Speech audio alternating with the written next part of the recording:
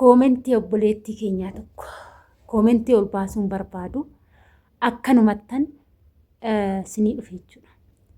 Maali ati magaalaa keessa deemtee viidiyoon hojjettu? Biyya keessa deemtee viidiyoon hojjettu jettee koomentii naa barreessite.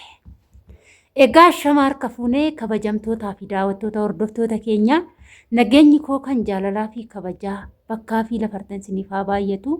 Anis obboleettiin keessan bakkaa fi lafan jirutti Waaqayyoof galannaa ga'u nagaa fayyaa kootidha. Isinis akka nagaa fayyaa naaf taatan Waaqayyoorraa abdii guddaan qaba. Viidiyoo kana miira hamaa keessa ta'ee tanan kanan sinii hojjedhu. Miira hamaa keessa.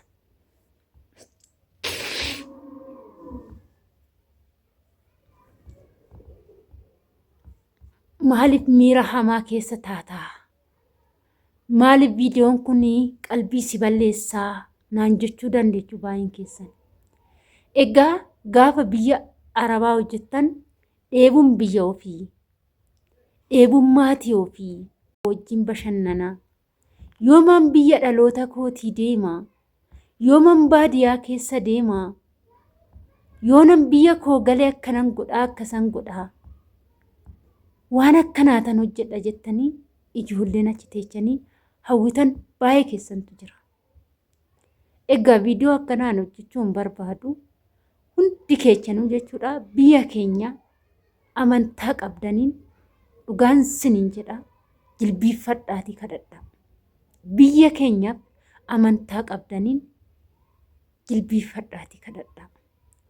Hawwootiin keenya, abbootiin keenya, obboleewwan keessan keenya hanga jiruu jibbanii, hanga jiraachuu jibbanii, bakka Itoophiyaa keessatti hanga jiruun nama jibbisiisu bira gaheera. Dhugaan sinitti himaa ani viidiyoo akkanaa ergan galee hin hojjedhus miira hamaa keessa jechuudha biyyi keenya kan nama seesisu. Erganii galee jechuudha ijoollee kichuu waggaa 20 hin guunne ijoollee hedduudha jechuudha kan nu biratti ajjeefamanii. Kana dubbachuunis ni ulfaata jechuudha ijoolleen hedduu jechuudha. Adumaanii galuu sanillee namoota hedduudha jechuudha kan dhumatanii. Ani madaa akkanaa dubbachuu hin danda'u jechuudha. Deebi'aatii immoo guyyaa dheengeddaatis obboleettii keenya siifantuu gaddi lammaffaa ammas itti galeera jechuudha. Biyyi keenya haala kana keessa jirti. Ifas godhee kanarra dubbachuun hin danda'amu. Maaliif jennaan namni waa dubbate baay'ee ulfaata waan ta'eef jechuudha. Ani biyya koo galee wanni na gammachiise tokko hin jiru siniin jechuu hin danda'a. Biyya ormaa keessatti waggaa hedduu dheebuu waggaa hedduu maatii koo dheebuun baane siniin jechuu nan danda'a. Biyyan itti dhaladhe galee akka barbaade ta'ee dheebuun baane siniin jechuu nan danda'a. Achi teechanii waan baay'ee hawwitu malee achi teechanii odoo akka kiyyaatitti jechuudha.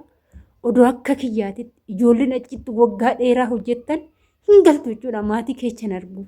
Yeroo ammaa qaamaan ol arguun baay'ee tokko namatti tola. Dhaloonni ammaa har'a duuna boru duuna jedhaniiti jechuudha kan jiraatan. Har'a hin jira yoo jedhan boru du'e dhageessu. Warra guyyaa jira, warra halkanii jira, waanumti isaa hin beekamu. Miskiinonni rakkoo guddaa keessa jiru.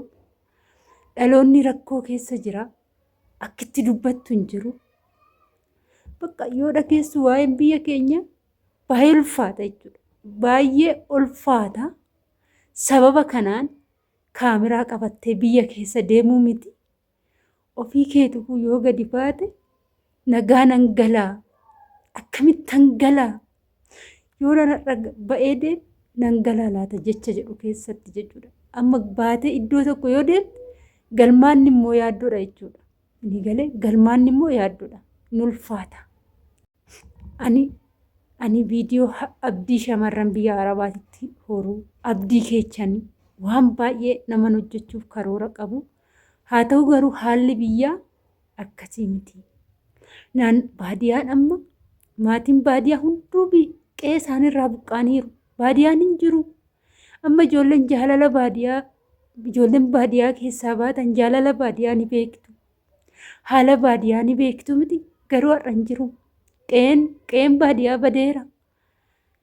ona bichaadha namni keessaa buqqa'eera. Baadiyyaa deemte takka takkee malee homtuu hin jiru. Dhugaan isinitti hima homtuu hin jiru. Haala kanarra jira. Ni gale qe'ee ofii gatanii buqqaaniiru. Gariin mana namaatti galee, gariin achi galee, bakka የመጨረሻ ሲጅብሲisa jechuudha. Sinjibbisiisa Itoophiyaan akkanarra jirti. Kanaaf kana sanii akkas jedhanii dubbachuun baay'ee ulfaata. Walumaa galatti jilbiiffatanii waaqa kadhachuu. Yaa Waaqayyo ati kana irra nuu darbi jechuu. Barri kun maal akka ta'e hin beeku baay'ee ulfaata jechuudha. Walumaa galatti baay'ee ulfaata. Ni gale ergan biyya koo galee keessi koo gammachuun qabu dhugaan isinitti hima. Yaa kulfuu yaa taphadhu. Yaa namni gizee hundumaa gadda hin hawwu. Gadda hin abjootu. Garuu in ulfaata. Baay'ee ulfaata. Namni hin jiru. Dhaloonni hin jiru. Bakka namumti beektu kun bineensa ta'eera. Ani maaltu akka ta'e hin beeku. Ijoolleen biyya Arabaa jirtan gaafa biyya dhuftan biyyi faallaa isinitti garagara. Ani sila biyya akkanaa keessaa hin deeme sin jechisiisa. Akka garaa keetti gammaduu hin dandeechu. Bakka garaa kee dhaqxee gammaddee galuu hin dandeechu. Bakka walumaa akkana bakka biyya akkana ta'eera. Agana ta'eera. Gin araara. Yaa Waaqayyo araara. Yaa Rabbi araara. Akka badii balleechaa keenya osoo hin taane akka arjummaaf gara laafummaa keetti araara nuuf kenni yaa Waaqayyo. Nuti ni dogongorra. Ni balleechina araara jedhaati amantaa qabdanii akka dandeechanii waaqa keessan kadhadhaa. Egaa obboleettii koo koomentii keetiif deebii sii ta'a jedhee kana yaadu isa kana. Akka gola madaamii keessa teechee dubbattu san hin jiru dubbiin. In ulfaata biyyi. Kanaaf akka unkaan biyya keessa deemtee kaameraa waraabuu miti. Bilbila ol baastee qabattee akka barbaaddetti haasa'aa deemuu hin danda'amu bara kana. Sitti hima. Kana fakkaata.